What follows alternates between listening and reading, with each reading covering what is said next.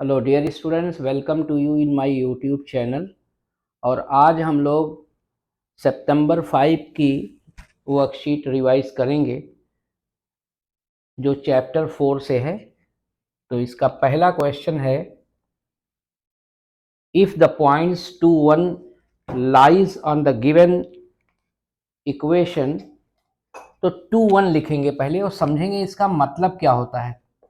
कुछ बच्चों को मालूम ही नहीं होता 2 1 क्या है। इसके मतलब x2 है, y1 है,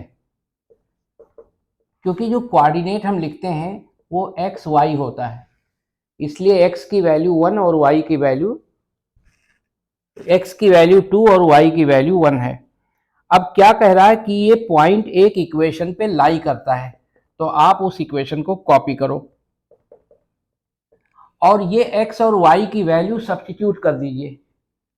तो 5 into two minus 2 into 1 equal to 2k। So 10 minus 2 equal to 2k। So 8 equal to 2k। So 8/2 यानी 2 को ट्रांसपोज करोगे, ये मल्टीप्लाई कर रहा है, that's why dividing other side. So k की वैल्यू 4 आ गई। ये पहले क्वेश्चन का आंसर है।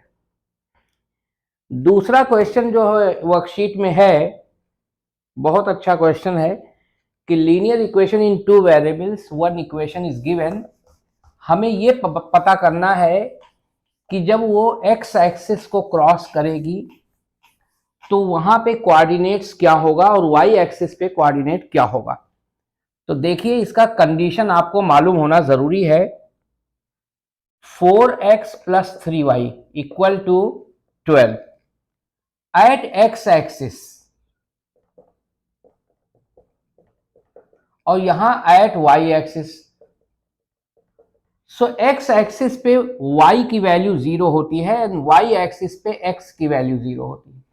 तो इस गिवन इक्वेशन में आप y यहां 0 कर दो, तो 4x 3 into 0 is 0, 12। So x equal to 12/4। So x equal to 3। तो यहाँ जो पॉइंट होगा 3 0, क्योंकि पॉइंट लिखते हैं एक्स वाई से। अब हम y एक्सिस पे अगर इंटरसेक्ट करेगा, at that point x will be 0। तो यहाँ पे 4x 0 रखो plus 3y equal to 12। So 3y equal to 12। So y equal to 12/3। So y equal to 4। तो यहाँ 0 4 हो गया, x की वैल्यू 0, y की वैल्यू 4 हो गई। तो ये कोऑर्डिनेट्स हो गए पॉइंट्स के x एक्सिस और y एक्सिस पे। इसके बाद जो हमारा थर्ड क्वेश्चन है, उसमें कह रहा है find four any four solution of the given linear equation in two variable.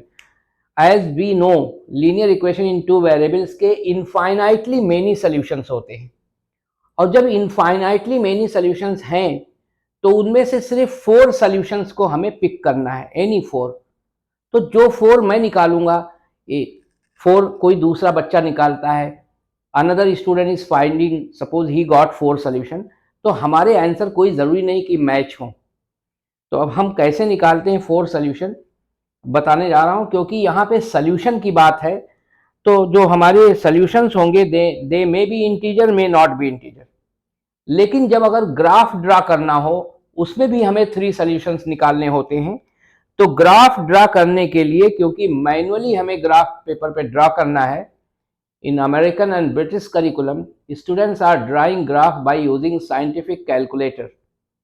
So they are taking any value, integer, may not be integer, no problem. लेकिन हमें ग्राफ ड्रा करने में सोल्यूशन शुड बी इंटीजर होना चाहिए। तो question number 3 है, question number 3 है, इसमें दिया है 2 bracket x plus 3 minus 3y minus 1 equal to 0। ये हमें लीनियर इक्वेशन गिवन है। अब हमें इसके 4 सोल्यूशन निकालने हैं। तो सबसे पहले लीनियर इक्वेशन को सिंप्लीफाई करके स्टैंडर्ड फॉर्म में लिखो। तो 2x plus 6 minus 3y minus minus plus 3, तो हो गया 2x minus 3y, 6 plus 3 is 9, take it another side minus 9। अब हमें 4 सोल्यूशन निकालने हैं, सिर्फ सोल्यूशन। तो मैं पहले x0 ले लो, एक सोल्यूशन, फिर y0 ले लो, another solution, then x equal to 1 another solution, and then x equal to y equal to 1 to get the fourth solution. 0 0 1 1. अब इक्वेशन में सब्स्टिट्यूट करो, x is 0 minus 3y equal to minus 9, so it is minus 3y equals minus 9, so y equals minus 9 by minus 3, minus minus cancel, so y equal to 3. so first solution is 0 comma 3, क्योंकि जो coordinate हम लिखते हैं पहले हम x लिखते हैं फिर हम y लिखते हैं. अब यहाँ पे y0 ले लो, 2x minus 3 0 equal to minus 9, so 2x it is 0, so 0 की कोई वैल्यू नहीं होती, minus 9, so x equal to minus 9 by 2. Next solution is minus 9 by 2 comma 0. Now take x equal to 1. X equal to 1 when you will take, so 2 comma 1 minus 3y equal to minus 9.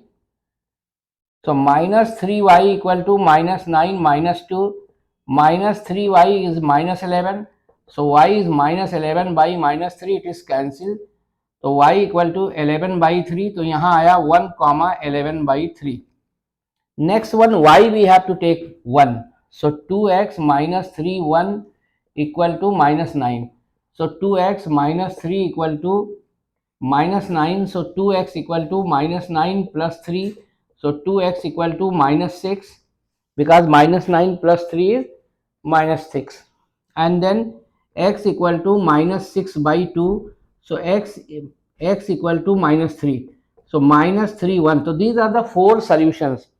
ये 4 solutions from infinitely many solutions.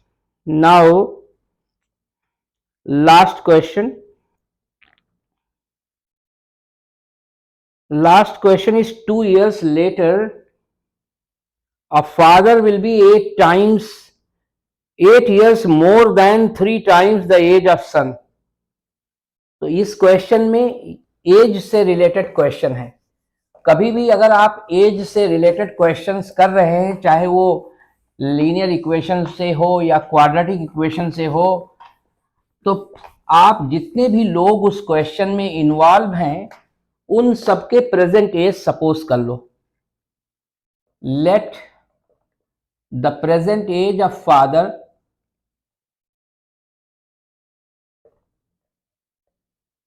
be x years and the present age of son be y years. इसके बाद जो condition होगा वो condition हम इस पे apply करेंगे. सो कह रहा है 2 years later means after 2 years. After 2 years age of father क्या होगा? Present age is x, after 2 years that is x plus 2.